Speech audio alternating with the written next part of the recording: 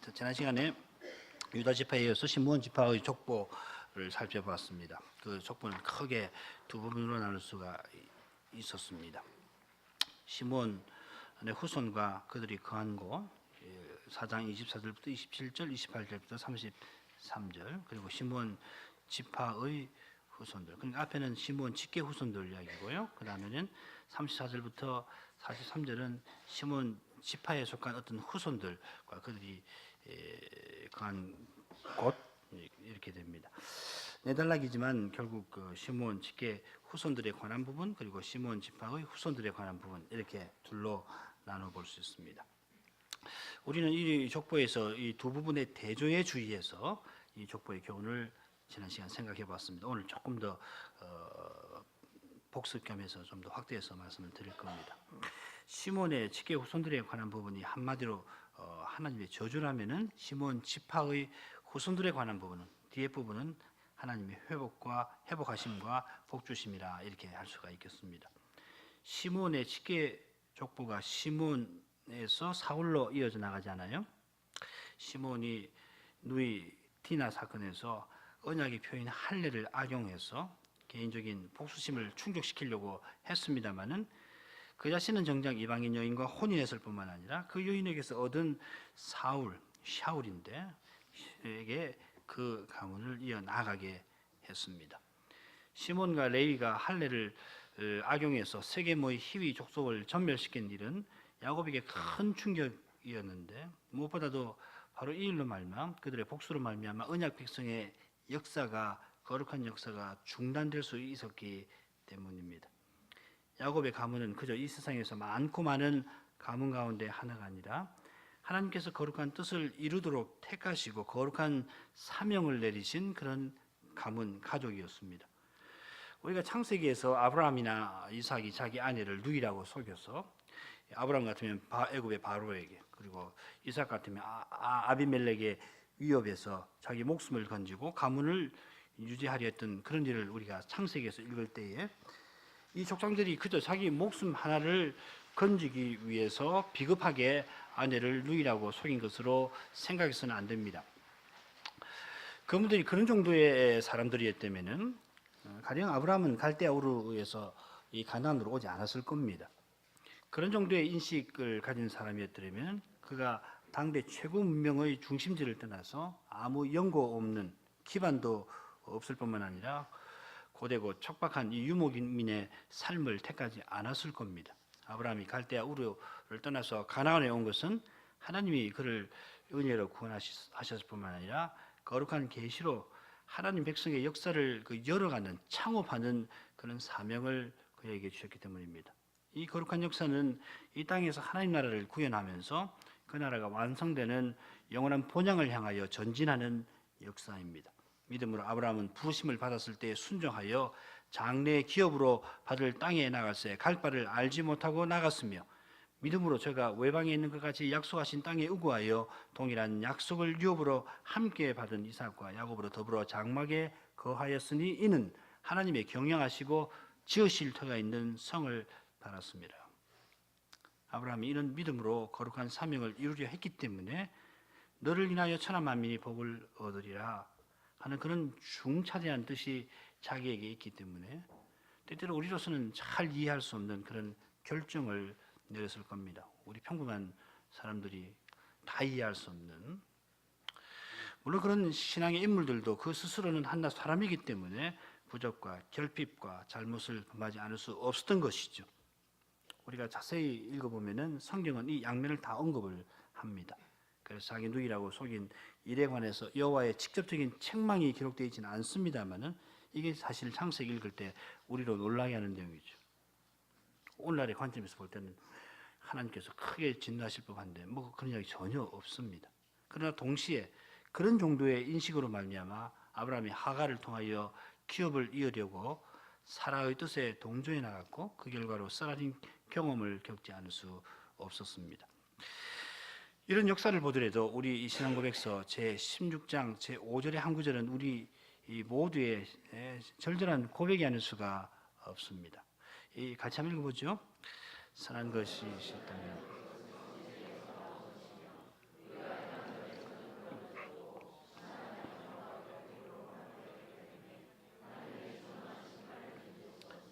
지난주일 저녁에 언급해 드린 기억이 납니다만은 우리가 행한 점에서는 더럽혀졌고이지 더럽혀질 수 있고가 아닙니다.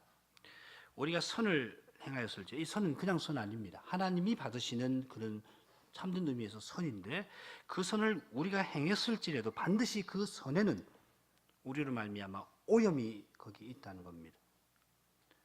무죄의 상태에서 그런 오염이 없었다 할지라도 우리는 하나님 앞에서 마땅히 행할 바를 행할 무익한 종입니다마는 그러나 타락한 이후에는 우리 안에 모두 부패한 본성이 있어서 성신으로 말미암아 하나님이 받으시는 선을 행하였을지라도 그와 동시에 우리 본성으로 말미암아 그 선에는 오염이 반드시 있다 하는 겁니다. 사실은 뭐 오염이 있다는 정도가 아니라 하나님의 주님한 심판을 견딜 수 없다고 그러지 않습니까? 이런 엄연한 사실 앞에서 우리가 어떻게 감히 자기를 자랑할 수가 있겠습니까? 어떻게 감히 우리가 마음을 높일 수가 있겠습니까?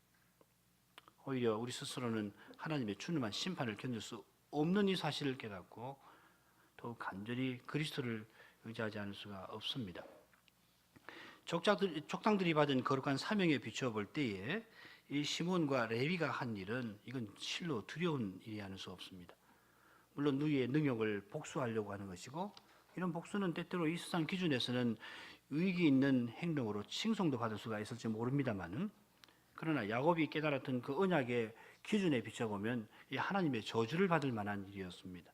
그래서 창세기 49장에 시몬과 레위는 형제요 그들의 칼은 잔이하는 기계로다 내 호나 그들의 모에 상관하지 말지어다 내 영광과 그들의 집회에 참여하지 말지어다 그들이 그 분노대로 사람을 죽이고 그 혈기대로 소의 발목 힘줄을 끊었음이로다 그 노염이 혹독하니 저주를 받을 것이요 분기가 맹렬하니 저주를 받을 것이라 내가 그들을 야곱 중에서 나누며 이스라엘 중에서 흩으리로다. 역대기 기자가 시몬 지파의 이 족보를 기록하면서 두 부분으로 나눌 때 전반부는 이런 저주의 사실이 두드러지도록 기록합니다. 그래서 시몬 지파가 유다 지파와 달리 번성하지 못했다 하고 하는 점을 부각시킵니다. 물론 유다 지파를 먼저 이야기했으니까 그렇게 했겠죠.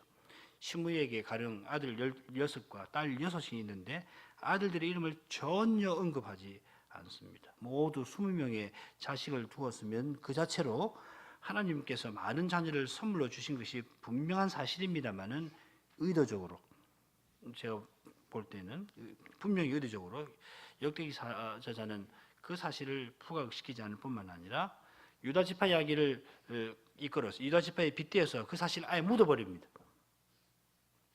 16 낳는 것이 보통 일 아니거든요. 또 딸 14, 또 딸 16, 22이군요. 상당히 자식을 많이 낳았는데도 그냥 아예 묻혀버리게 만듭니다. 게다가 시므이가 독자가 아니라 다른 형제들이 있었습니다만 그러니까 시므이 아버지가 사꾸리인데 사꾸리 시므이 만난 게 아닙니다만은 역대기 전에 마치 사꾸리 시므이 하나만 둔 것처럼 마찬가지 사꾸리 아버지도 그 할아버지도 아들 하나씩만 둔 것처럼 그렇게 기록을 해놓습니다. 이런 식의 기록이 누구로부터 시작됩니까? 바로 사울입니다.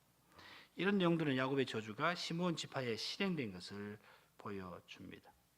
자, 그런데 역대기자는 이 시므이 지파의 족보에서 의도적으로 공백을 하나 만들어버려요.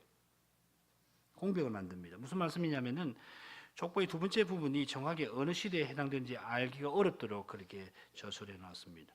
사실 34절부터 37절인데요. 읽지는 않겠습니다. 4페이지로 가죠.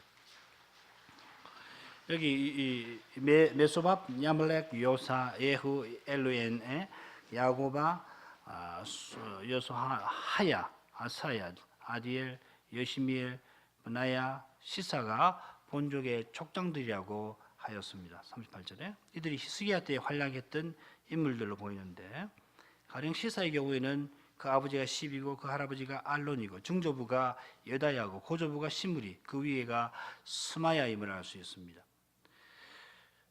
그래봐야 시므온 직계의 후손의 계보 모두 9대였죠. 합하면 모두 10넉 대밖에 되질 않습니다. 그런데 히스기야로부터 역산해서 유다까지 유다 지파죠. 유다 지파인데 유다까지 이 대수를 대충 계산해봐도 24대가 됩니다.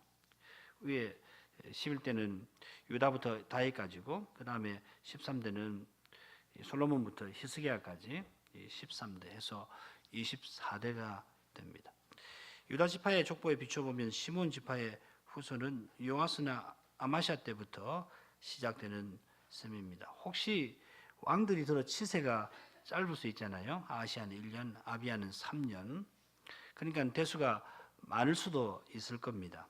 그 고려해야 됩니다. 그럴 가능성을 고려해야 합니다만은 그럴지라도 시몬 직계의 후손의 족보와 시몬 후손의 족보 단절되어 있는 것은 분명한 사실입니다. 결정적으로 시므이의 아들들의 이름을 전혀 밝히지 않기 때문에 우리가 공벽으로 봐야 합니다. 시사의 현조부 오대조 스마야가 시므이의 아들인지 전혀 알 수 없습니다. 만약에 아들이라면은 연결되는 거고 그래서 설명이 가능하지만은 의도적으로 이름을 밝히지 않습니다. 그리고 대수를 유다 지파하고 비교해 보면은 대략 할 수 있는데 벌써 이 10대 차이가 나거든요. 10대 차이가 난다는 것은 이건 적은 차이가 아니죠.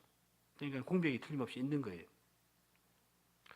왜 역대기 저자가 의도적으로 공백을 만들었겠습니까? 물론 족보에 자료가 없기 때문일 수도 있을 겁니다. 그러나 그것보다는 히스기야 때 시몬 지파가 번성해서 그 기업의 땅이 확장되어 나간 사실에 비춰 살펴야 할 것입니다. 시몬 지파의 출발은 하나님의 저주로 말미암아 심히 실로 빈약하였습니다만 후대에 와서 그 지파가 번성하게 되었습니다. 족보 중간에 있는 이 공백, 단절은 우리를 하나님이 하신 일, 하나님 은혜로 향하게 만드는 겁니다. 아주 어떤 장치, 문학적인 장치라고 할 수 있겠죠. 하나님께서 시몬 지파에 임한 저주를 바꾸어서 그 지파에게 복을 내려주셨습니다. 어떤 계기로 해서 그런 일이 일어났는가? 우리가 잘 알 수는 없습니다. 가령 레위 지파도 시몬 지파와 함께 하나님의 저주를 받았고 그 저주대로 백성들 사이에 흩어집니다만은 그러나 레위 지파는 모든 지파 가운데에서 거룩한 사명을 행할 수 있게 됩니다. 그 계기는 모세가 시내산에서 성막 규례를 받고 있을 때 사나라에서 이스라엘 백성들이 황금 송아지 우상 숭배로 말미암아 배도하는데 그때 레위 사람들이 여호와의 편에 서서 우상 숭배에 적극 가담했던 자들을 척결을 했던 일입니다. 이거 같이 한번 읽어 보실까요? 같이 읽죠. 모세가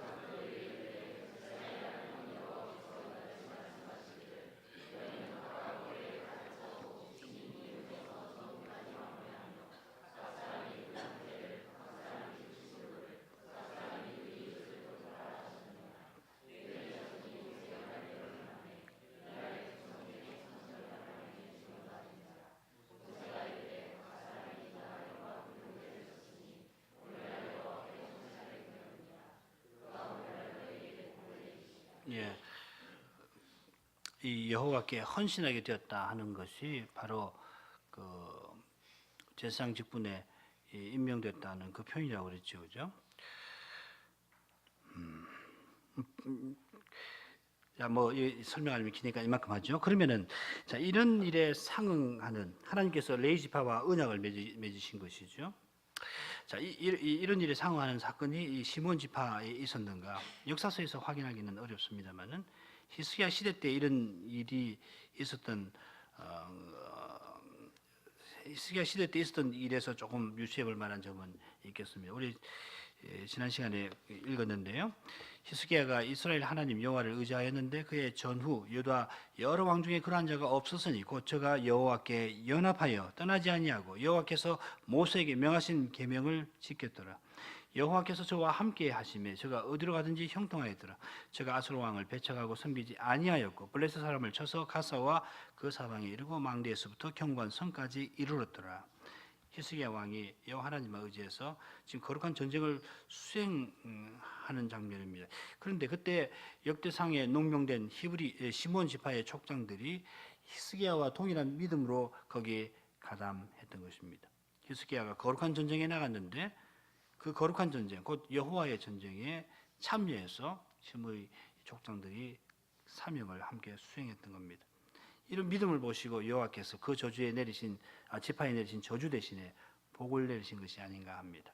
저주대로 시므온 지파가 형제 중에 흩어집니다만은 그러나 여호와의 복주심을 받아 에돔 지역에 넓은 기업을 얻어서 번성해 나갈 수 있었습니다. 우리가 앞서 신앙고백서 16장에 나오는 한 구절을 오늘 다시 생각했습니다만은 우리 스스로는 이 시몬과 그 후손들처럼 저주받아 마땅합니다. 우리가 심지어 하나님 받으시는 선을 행하고 있다고 할지라도, 행했고 지금도 행하고 있다고 할지라도, 앞으로 행한다 할지라도 우리가 행한 점에서는 그 일이 하나님의 주님한 심판을 견딜 수가 없습니다. 그런데 우리가 하나님의 심판을 피할 뿐만 아니라 우리가 하나님의 구원을 얻는 이유는 무엇입니까? 그건 오직 하나님께서 자기 아들을 내어주셨기 때문에, 성자 하나님이 우리를 위하시는 그리스도가 되셔서 십자가에서 우리 받아야 할 모든 심판과 저주와 형벌을 우리 대신 받아주셨기 때문입니다. 오직입니다. 이 외에 우리가 구원 얻을 수 있는 근거는 아무데도 없습니다. 조금이라도 그 근거를 우리에게 둔다면은 그건 위험한 일입니다. 그 교만해 주는 거. 그러면 우리 구원은 흔들려 버리는 겁니다. 우리 믿음이 수단이죠. 그런데 우리 믿음을 근거처럼 생각하면 우리는 흔들리고 맙니다. 우리의 근거는 오직 그리스도입니다. 이 그리스도를 오직 믿음으로, 이 그리스도께 우리 전부를 의탁함으로 우리는 구원을 받는 겁니다. 우리 행한 거, 우리 행한 선한 것이 구원 얻는데 조금이라도 도움이 된다. 어림없는 이야기입니다. 우리가 직접 십자가에 달린 적도 없고 그럴 수도 없습니다만은, 그러나 그리스도께서 십자가에 달리실 때에 우리 대신에, 곧 나를 대신해서 달리셨습니다. 그러니까 달게 우리가 그리스도를 믿을 때에 믿음으로 이 그리스도와 연합되었기 때문에 실제로 내가 그 십자가에서 그리스도와 함께 달려 죽고 실제로 그리스도와 함께 사는 것입니다. 내가 직접 2000년 전에 돌아갈 수도 없는 것입니다만은, 그러나 그 실효과에 있어서 뭐 이렇게 표현할 수 있었을지 모르겠습니다만은 성경 그보다 훨씬 강하게 말합니다. 로마서 6장 10절 11절 같이 읽어보죠. 그의 죽으심은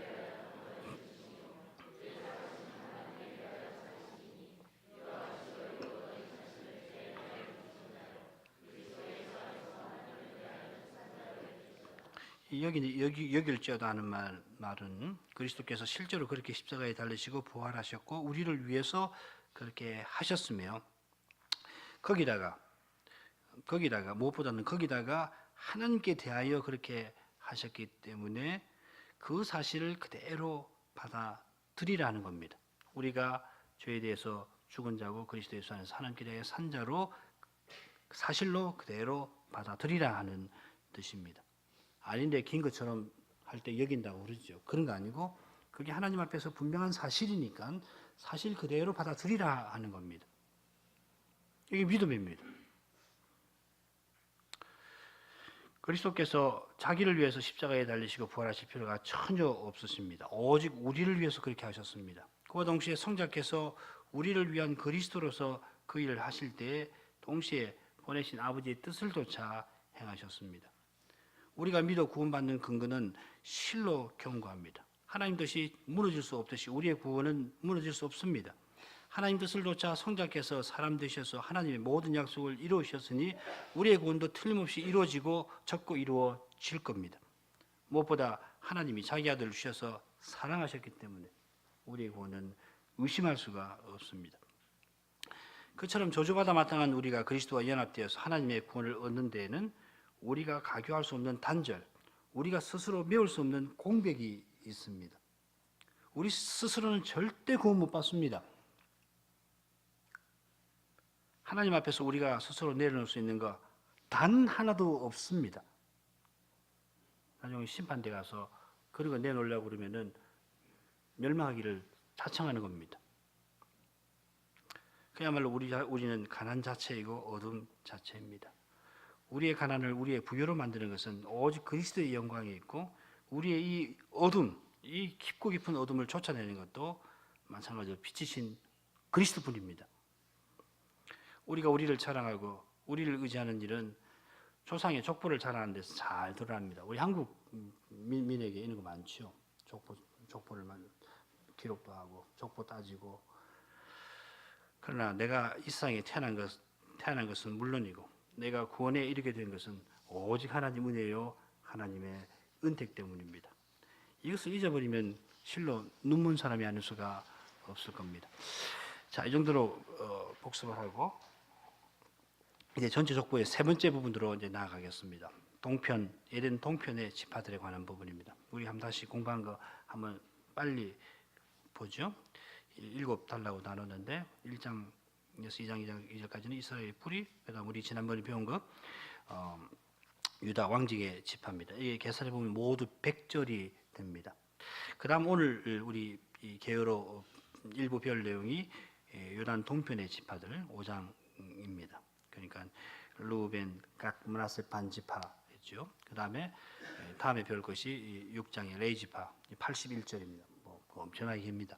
그다음에 요단 이편 지파들, 그다음에 베냐민 지파가 또 독립해서 나오고, 그다음에 예루살렘에 관련된 족보가 이렇게 나옵니다. 그 밑에 내용은 그 설명이니까 넘어가고 그다음 달라고요.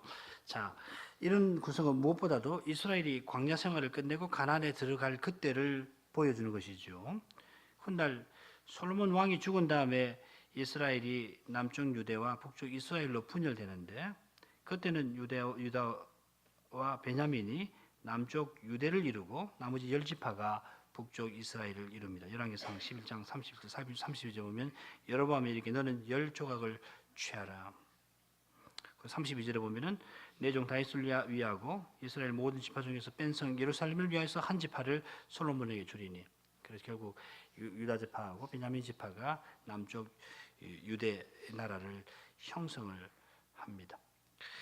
베냐민 지파의 계보가 요단 이편의 지파들, 그러니까는 7장에 나오는 거죠. 7장 6절부터 12절에 나오는 것을 보더라도 이런 구성은 가나안 들어갈 때를 보여줍니다. 이 이야기를 말씀을 드린 이유는 뭐냐면은 이걸 남북조 시대를 배경으로 해서 이걸 설명하는 해석이 있어서 의도적으로 말씀드리는 겁니다. 그렇게 알아두시면 좋겠습니다.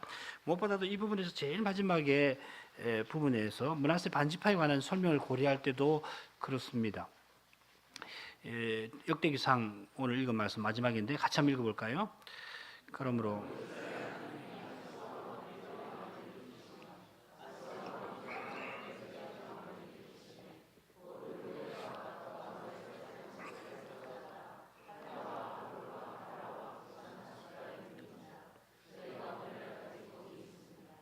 지금 이 역대기를 작성한 시점에서 루벤, 갓, 므낫세 반지파가 지금 어디 있냐면은 아수르에 사로잡혀간 그곳에 여전히 있었다고 합니다.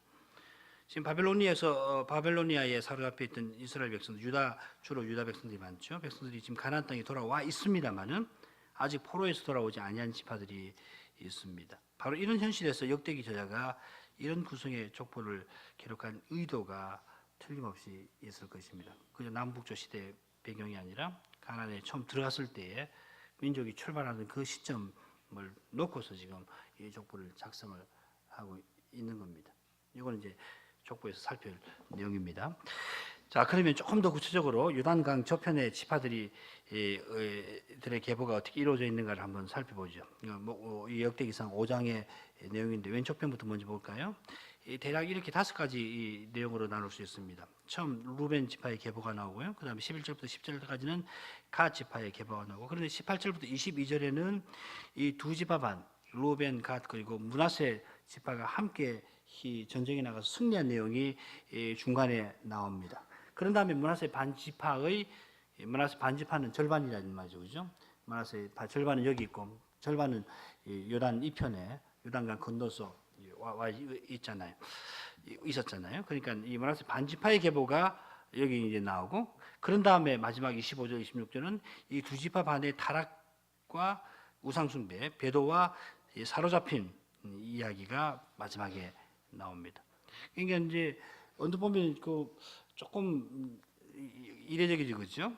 지파 루벤, 갓, 므낫세 이렇게 하고서 그 다음에 전쟁, 패배 이렇게 해도 될 것 같은데, 지파의 계보 이야기가 앞에 둘 나오고 중간에 하나 나오는데 좀 뒤에 나오는데 중간에 이 두 지파 반이 함께 전쟁에 승리한 내용이라고, 마지막에는 정반대되는 내용이 지금 나오고 있습니다.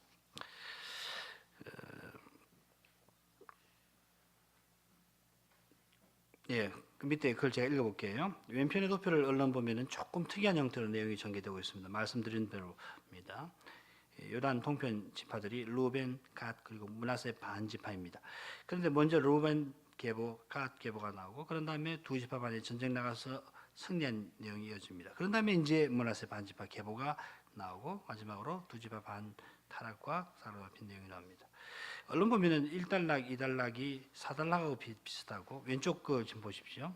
3단락하고 5단락이 서로 대조되어 있는 내용으로 연결이 되어 있습니다. 그런데 우리가 조금 더 자세히 이 족보 내용을 살펴보면 왼쪽 도표대로 우리 늘 익숙한 그런 교사법으로 볼 수가 있습니다. 1단락, 5단락이 매우 비슷한 내용으로 되어 있다는 것을 우리가 곧 알게 될 겁니다. 그리고 이 4단락도 비슷한 내용이죠. 계보, 갓 계보, 므낫세 반 지파 계보인데 이 루벤의 계보를 쓸 때하고는 조금 다릅니다. 쓰는 방식을 보면은 갓 계보하고 므낫세 반 지파 계보를 쓰는 방식이 비슷합니다. 그다음 중간에 나오는 3단락은 이 중심되는 내용이죠. 그것과 비슷한 내용이 1단락 끝에 짤막하게 나옵니다만은 전체적으로는 이 세 번째 내용이 1단락하고 그다음에 다섯 번째 밑줄 친 1번하고 대조를 이루고 있습니다. 뭐 좀 내용을 안 본 상태에서 설명을 드려 조금 복잡할 수 있는데 이렇게 볼 수 있다라고 하는 것만 마음에 염두에 두시고 그다음 강서를 쭉 들으시기 바랍니다. 나중에 다시 이 구성으로 와서 전체 내용을 우리가 족보의 의미를 살피도록 하겠습니다. 자, 그러면은 먼저 루벤 계보부터 살펴보도록 하겠습니다. 이스라엘의 장자 루벤의 아들들은 이러하니라. 루벤은 장자라도 그 아비의 침상을 더럽게 하였으므로 장자의 명분이 이스라엘 아들 요셉의 자손에게로 돌아갔으나 족보에는 장자의 명분들을 기록할 것이 아니니라. 유다는 형제보다 뛰어나고 주권자가 유다로 말미암아 났을지라도 장자의 명분은 요셉에게 있느니라. 이스라엘 장자 루벤의 아들들은 한옥과 발로와 에스론과 갈미요. 이 루벤 계보를 시작하자마자 조금 특이하게 가로가 사용되어 있습니다. 1절 처음에 이스라엘 장자 루벤의 아들들이 이러하다. 그렇게 하는 이 표현이 나오고 3절에 다시 이스라엘 장자 루벤 아들들은 해서 내 아들의 이름이 나옵니다.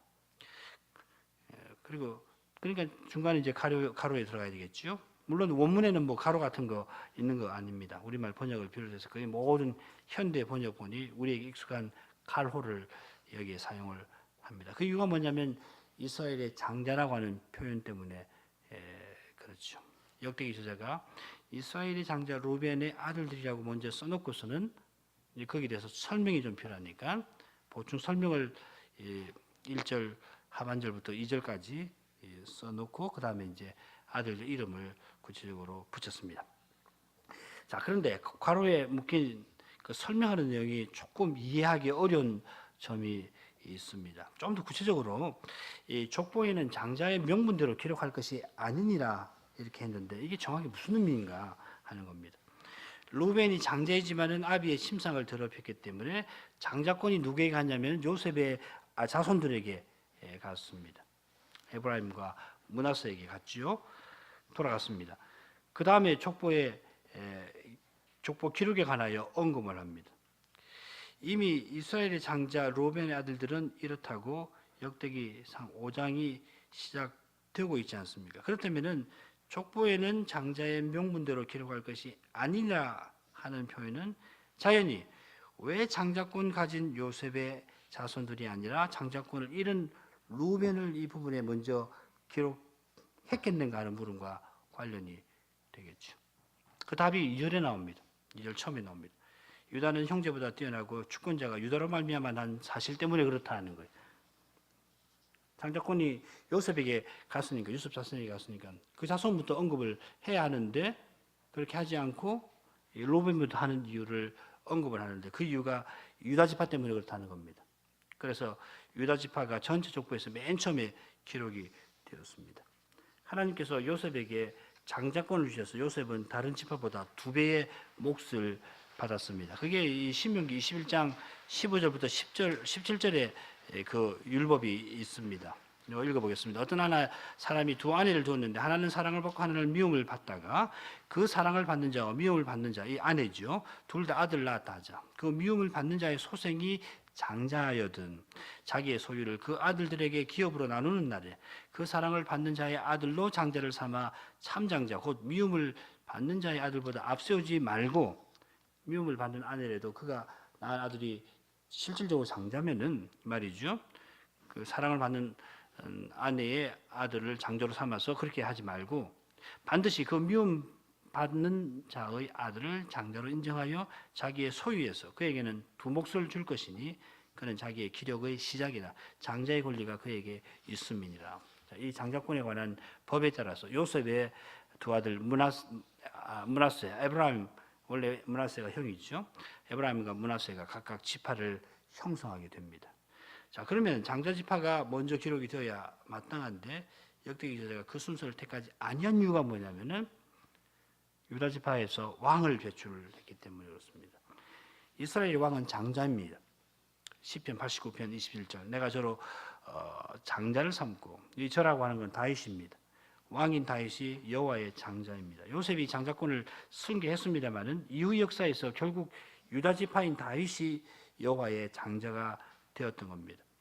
그래서 전체 족보에서 다윗을 배출한 유다 지파가 다른 지파와 달리 독립적으로 가장 길게 기록이 되어 있는 겁니다. 그리고 이제 다른 지파를 기록할 때는 요셉을 따로 세울 이유가 없고, 그래서 그냥 실질적인 장자였던 루벤을 먼저 기록을 한다, 이런 말이죠.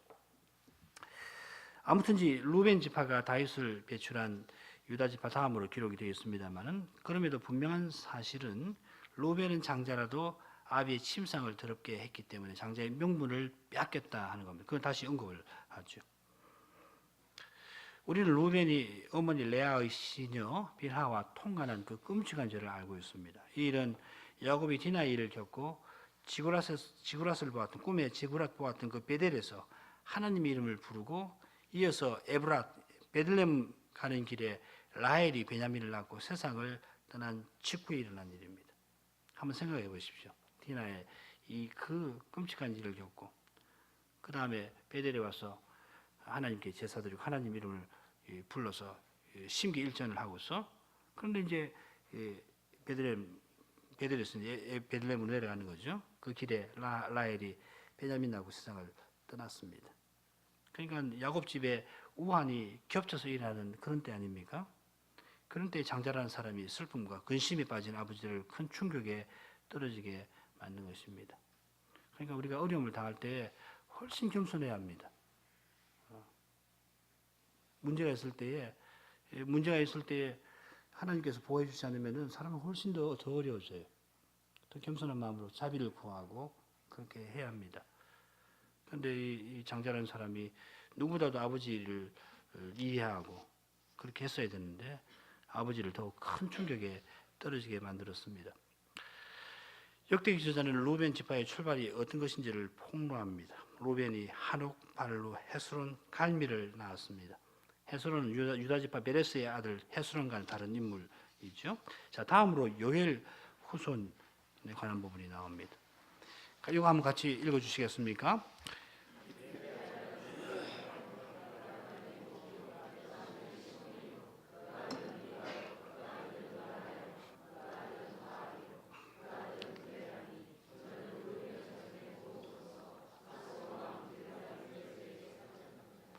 요엘의 아들이 스마야, 스마야 아들은 곡, 이런 식으로 해서 요엘의 후손들이 나옵니다. 요엘, 곡, 진무이, 미가, 르아야, 방알, 브에라. 그래서 요엘로부터 브에라까지 모두 7대가 언급이 됐죠. 그런데 이 요엘로부터 제7대인 브에라는 누구냐면 루벤 자손의 두목인데 아수르 왕 디글랏 빌레셀에게 사로잡힌 자라 이렇게 소개되었습니다. 지금 루벤과 그 아들들 이름이 나오고, 그런데 갑자기 요엘이 나오더니 그 제7대 보에라까지 언급되었습니다. 자, 그러면은 루벤의 아들들과 요엘 사이에 여러 대가 생략된 게 거의 틀림없습니다. 몇 대가 생략된지는 잘 모르겠습니다. 분명한 것은 디글랏 빌레셀이 주전 745년부터 727년까지 제위에 있었는데 북쪽 이스라엘을 거의 멸망에 만든 인물이죠. 이스라엘은 721년에 멸망합니다. 디글랏 빌레셀이 죽고 6년 후에 이스라엘이 아수리에 멸망당하는데 이 디글랏 빌레셀이 북쪽 지파들을 포로로 잡아가죠. 그때로부터 역산해서 7대면은 한 대를 20년으로 잡을 경우에 요엘은 주전 860년경 사람이고, 대략 우리가 늘 하는 대로 30년을 잡으면은 930년경 사람이 됩니다. 요엘이. 930년이면은 중요한 사건이 있습니다. 그거는 이스라엘 남쪽과 북쪽으로 나눠지는 바로 그때입니다. 그때 나눠집니다. 그 사이에 북쪽 이스라엘의 왕위는 모두 19명이 거쳐갔고 왕조는 9번이나 바뀌었습니다. 그만큼 왕들의 시세가 짧았죠. 가장 길었던 사람이 여로보암 2세인데 이세가 제위 41년 있었고 왕위에 41년 있었고 8명은 10년을 왕위에 있지 못했었는데 이 유다하고는 많이 다릅니다. 못했으며 그 중에 3명은 1년을 못 채웠을 뿐만 아니라 제5대 시므리 왕은 단 7일 동안 왕위에 올랐습니다. 7일 천하였습니다. 그러니까 요엘로부터 보에라까지 7대까지입니다만은 요엘 때에 이스라엘이 북쪽과 남쪽으로 나눠졌을 가능성이 농후합니다. 요엘 때에는 이스라엘이 분열되었고 요엘의 7대 손님 보에라 때에는 이스라엘이 아수르의 사실상 멸망을 하게 되었습니다. 자, 이렇게 역대기 저자는 루벤 지파의 시조 루벤의 범죄로부터 족보를 기록하더니 갑자기 많은 대수를 건너뛰어서 요엘의 자손 부에라 때에 북쪽 이스라엘이 거의 멸망한 때까지를 기록합니다. 지금 역대기 저자가 뭘 말하려고 하는가, 그 의미가 뭔지 우리 모를 수가 없죠. 루벤 자손의 족보를 일필제하로 요약하는데 그건 범죄와 멸망입니다. 자, 그런데 루벤 족보의 마지막 부분은 분위기가 사뭇 달라집니다. 이거 한번 같이 읽어주시죠.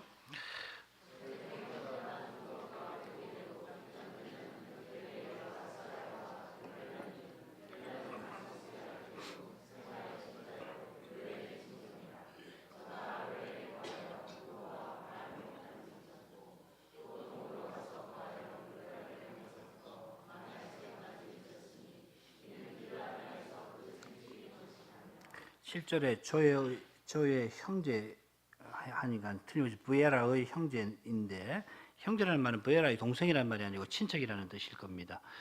왜냐하면 저의 형제하고서 여이엘, 스갈의 벨라라고 했는데 이 벨라는 요엘의 증손이기 때문에 그렇습니다. 문맥으로 봐서 이 요엘은 조금 앞달나게 살핀 그 요엘로 보아야 할 겁니다. 자, 그렇게 되면 벨라는 부에라보다 촌수가 3대는 높습니다.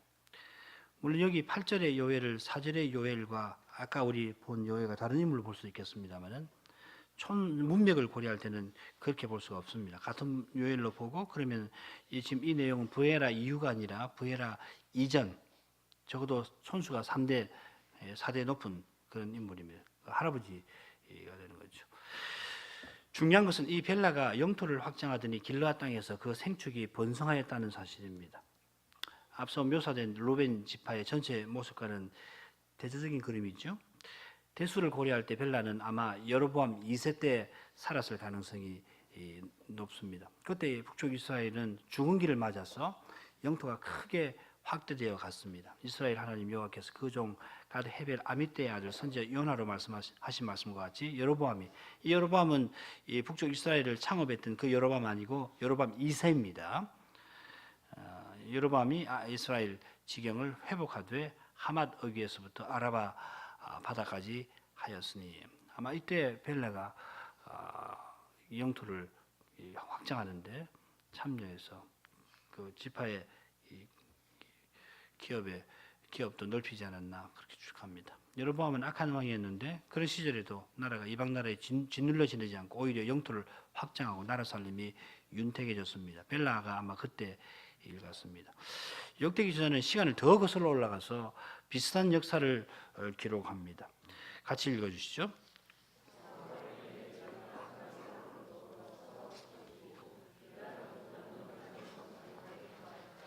예, 족보가 중간에 생략되었다 말씀드렸는데 그 생략된 족보 중에서 사울 왕 때에 있었던 한 사건을 족보의 마지막에 언급을 해놨습니다. 이건 루벤 사람들이 사울 왕 때에 하갈 사람을 쳐서 길랏 동편을 차지한 겁니다. 지금 승리에 관한 기록이 두 번째 나오는 거죠. 앞서 벨라가 길랏에서 그 생축이 번식했는데 시간을 더 거슬러 올라가서 한 250년 더 이전에 사울왕 때에 사울왕은 뭐 천년 주전 천년 이전이니까 한 20년이어야 될까요?